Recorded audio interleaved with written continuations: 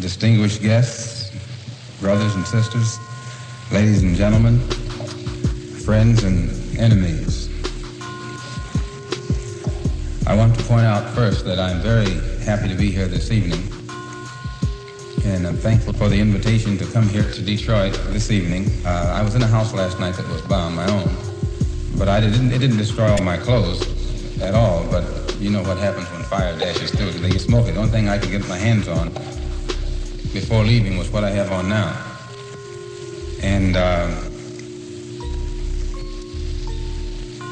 it isn't something that made me lose confidence in what I'm doing, because my wife understands, and I have children from this size on down, and even in their young age, they understand. I think they would rather have a father or brother, or whatever the situation may be, who will take a stand in the face of any kind of reaction from narrow-minded people, rather than to compromise and later on have to grow up in shame and in disgrace.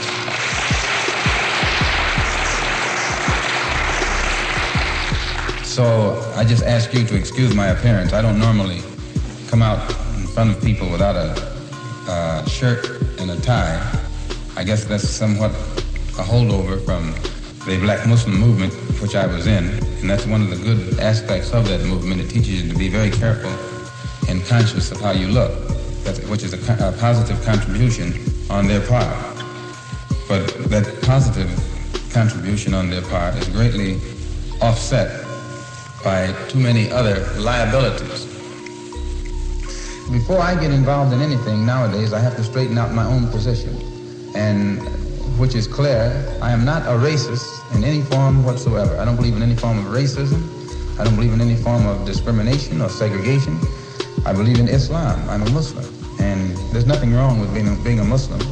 Nothing wrong with the religion of Islam. That just teaches us to believe in Allah as the God, and those of you who are Christians probably believe in the same God, because I think you believe in the God who created the universe, and that's the one we believe in, the one who created the universe. The only difference being you call him God, and we call him Allah. Jews call him Jehovah. If you could understand Hebrew, you'd probably call him Jehovah too. If you could understand Arabic, you'd probably call him Allah. But since the white man, your friend, took your language away from you during slavery, the only language you know is his language, your friend's language. So you call for the same God he calls for. When he's putting a rope around your neck, you call for God, he calls for God.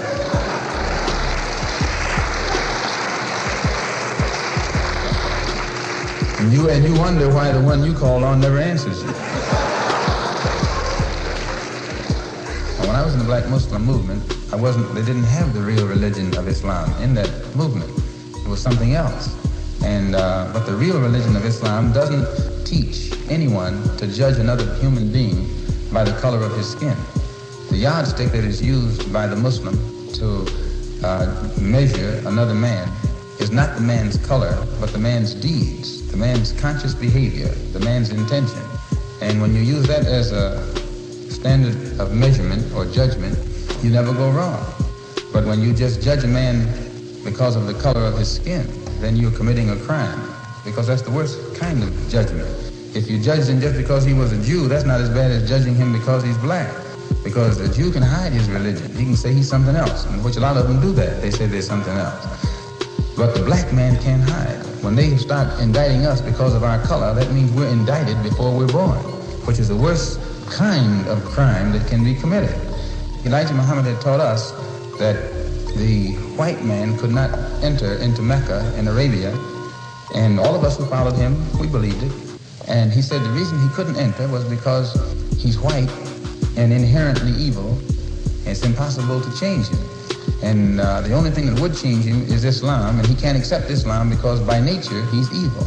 And therefore, by not being able to accept Islam and become a Muslim, he could never enter Mecca. And this is how he taught us.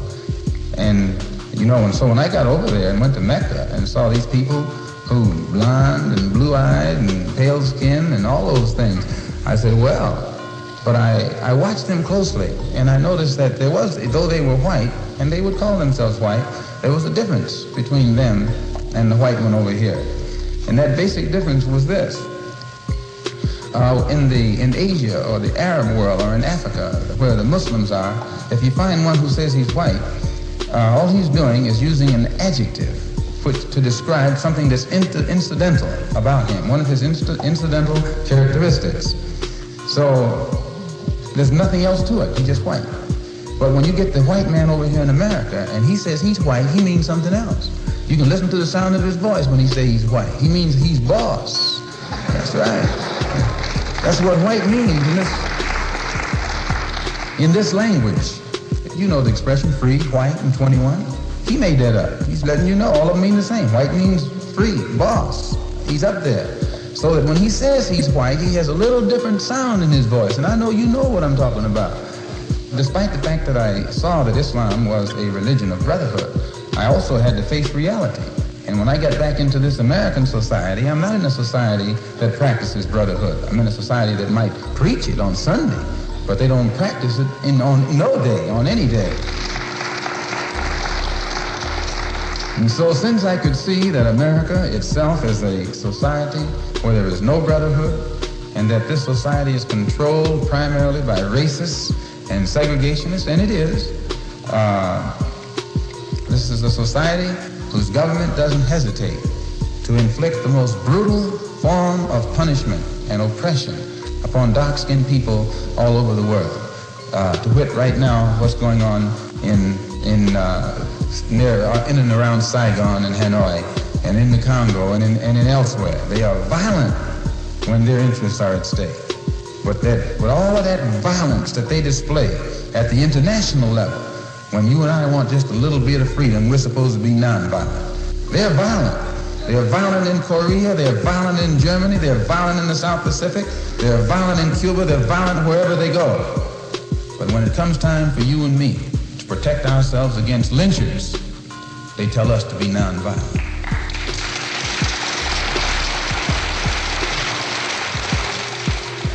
We should defend ourselves. And when I say that we should defend ourselves against the violence of others, they use their press skillfully to make the world think that I'm calling on violence, period. And I wouldn't call on anybody to be violent without a cause.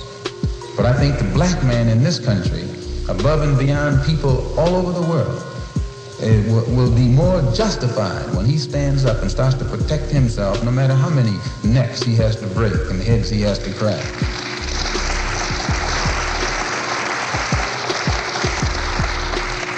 I saw in the paper where on the television, where they took this black woman down in Selma, Alabama, and knocked her right down on the ground, dragging her down the street. You saw it. You're trying to pretend like you didn't see it because you knew you should have done something about it and didn't.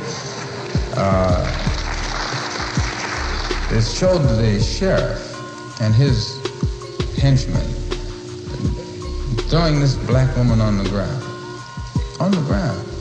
and Negro men standing around doing nothing about it, saying, well, let's overcome them with our capacity to love. What kind of phrase is that? Overcome them with our capacity to love. And then it disgraces the rest of us because all over the world the picture is flashed showing a black woman with some white brutes with their knees on her, holding her down, and full-grown black men standing around watching it. Why, you are lucky they let you stay on earth, much less stay in the country.